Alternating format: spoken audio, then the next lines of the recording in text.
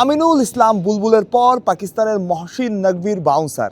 বাংলাদেশের বিশ্বকাপ ম্যাচগুলো যেগুলো ভারতে হওয়ার কথা ছিল সেগুলো পাকিস্তানে আয়োজনের ইচ্ছা আছে পাকিস্তান ক্রিকেট বোর্ডের, এমন ইন্টারেস্টই তারা দেখিয়েছে পাকিস্তানের গণমাধ্যমগুলোর খবর। এখন আপনাদের বলি এই স্ট্যান্ডটা কেন এবং এই সময়ই কেন। এটা একটা বার্তা যে পাকিস্তান বাংলাদেশের পক্ষেই আছে এবং সাথে সাথে আপনি চিন্তা করেন ভারতে বিশ্বকাপ, ভারত কখনোই চাইবে না সেই বিশ্বকাপের ম্যাচগুলো বা তাদের বিশ্বকাপ পাকিস্তানে চলে যাক, এটা একটা সোজা হিসেব। কিন্তু যখন এই ব্যাপারটা সামনে আসবে তখন ভারতের হাতে শ্রীলঙ্কা ছাড়া আর কোনো অপশনও থাকবে না। ভারত এখানে বলতে পারবে না যে আমাদের এইখানেই খেলো, কারণ বাংলাদেশ ভারতে খেলতে চায় না, সেটা আনুষ্ঠানিকভাবেই তারা জানিয়ে দিয়েছে।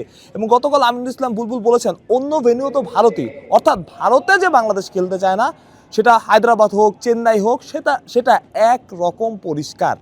এবং আজকে এলো পাকিস্তানের এই ইন্টারেস্টের খবর যে তারা বাংলাদেশের ম্যাচগুলো পাকিস্তানে হোস্ট করতে চায়। ভারত কখনোই সেটা দেবে না, এটা আমার বলে রাখা যায়। পাকিস্তানে বাংলাদেশের ম্যাচ হচ্ছে না সেটা নিশ্চিত, সেটা পাকিস্তানও খুব ভালোভাবে জানে।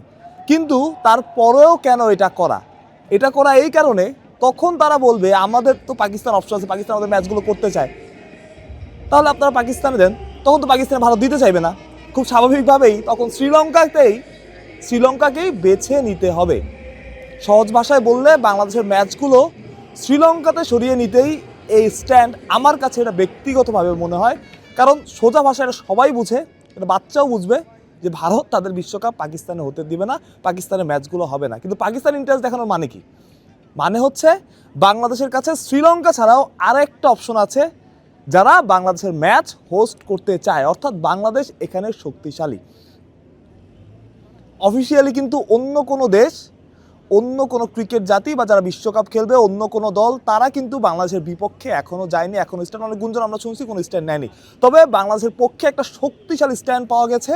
এখন যদি যেটা বলছিলাম শ্রীলঙ্কায় খেলতে অস্বীকৃতি জানা, তখন পাকিস্তান বলবে যে তাহলে আমরা তো অপশন আছে, আমরা তো চাই যে আমাদের এখানে ম্যাচগুলো হোক।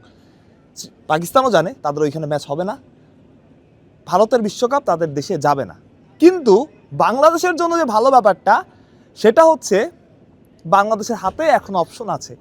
বাংলাদেশ বলবে তাহলে আমাদের শ্রীলঙ্কা দেন, এত অপশন তো আমরা ছেড়ে দিলাম, পাকিস্তান আমরা খেলবো না, কিন্তু তাহলে তো আমরা শ্রীলঙ্কা দিতে হবে, কারণ আমরা তো ভারতে খেলতে চাই না। এই জায়গাটায়, ঠিক এই জায়গাটার এই কারণটাতেই, এই স্ট্যান্ডের কারণেই বাংলাদেশ একটা শক্তিশালী জায়গা পেয়েছে। আপনারা আশা করি বুঝতে পেরেছেন বাংলাদেশের হাতে এখন অপশন বেশি। বাংলাদেশি এখন সাইকোলজিক্যালি হোক, টেবিলের খেলা হোক, সব কিছুতে এগিয়ে। আমরা তো আবার বাড়তি কিছু বলে বোঝানোর দরকার নাই। এখন প্রশ্ন, খবরটা কি? এখন অনেক গুঞ্জন আছে, কোনোটাই কংক্রিট খবর না, অনেক রকম গুঞ্জন।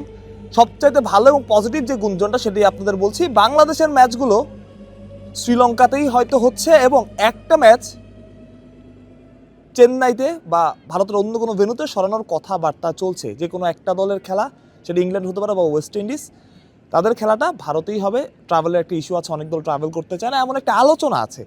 কালকেই হয়তোবা সিদ্ধান্তটা চলে আসবে এবং আমিনুল ইসলাম বুলবুলও এই কথাই বলেছিলেন যে দিন দুয়েকের মধ্যেই একটা সিদ্ধান্ত আসতে পারে, সেটা কালকে হওয়ার সম্ভাবনাই বেশি। 3টা বা 4টা জিনিস হতে পারে। কি হতে পারে? বাংলাদেশের 3টা ম্যাচ শ্রীলঙ্কাতে, একটা ম্যাচ পাকিস্তানে, নয়তো সবগুলো ম্যাচই শ্রীলঙ্কাতে। আর যে 3 নম্বর অপশনটা, সেটা হওয়ার পসিবিলিটি সবচাইতে কম। এখন পর্যন্ত মনে হচ্ছে যে বাংলাদেশ বিশ্বকাপ খেলবে না। এটা আসলে আইসিসি থিওরি মানে কোনো ইস্যুর মধ্যেই নাই, কোনো নিয়মের মধ্যেই নাই যে একটা দলকে আপনি বাদ দিয়ে দেন। আপনি ইন্ডিয়ার বেলায় আপনি একই কাজ করতেছেন, আপনি পাকিস্তানের বেলায় এক কাজ করতেছেন, আর বাংলাদেশ টেস্ট প্লেইং নেশন, তার বেলা অন্য কাজ করবেন, সেটা আসলে লজিক্যালি হয় না।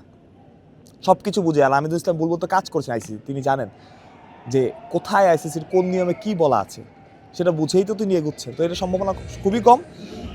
সবচেয়ে বড় ব্যাপার, পাকিস্তানের খেলার যে কথাটা উঠেছে এটাও হবে না, এটা আপনি ধরে নেন। সুতরাং বাংলাদেশ এখনও টেবিলে খেলায় এগিয়ে এবং সাহসের যে ব্যাপারটা, যখন বাংলাদেশ এই সিদ্ধান্তটা নেয়, অনেক কথা বলেছিল বাংলাদেশ আইসি নিষিদ্ধ করে দেবে, এমন কথা আমরা শুনেছি। বাংলাদেশ আইসি টাকা দেবে না, বাংলাদেশ বিশ্বকাপ খেলবে না, এটা তো হয়ই না। যে বিসিসিআর বিপক্ষে গিয়ে বিসিসিআর ভারতে খেলবো না, বাংলাদেশের বাংলাদেশ এটা কোনোভাবে বলতে পারে, এটা কোনোভাবে মানবে আইসিসি? কিন্তু দিন শেষে দেখেন সাহসীরা কিন্তু শেষ পর্যন্ত লড়াই করে। মানুষ প্রত্যয় বিডি ক্রিক টাইম।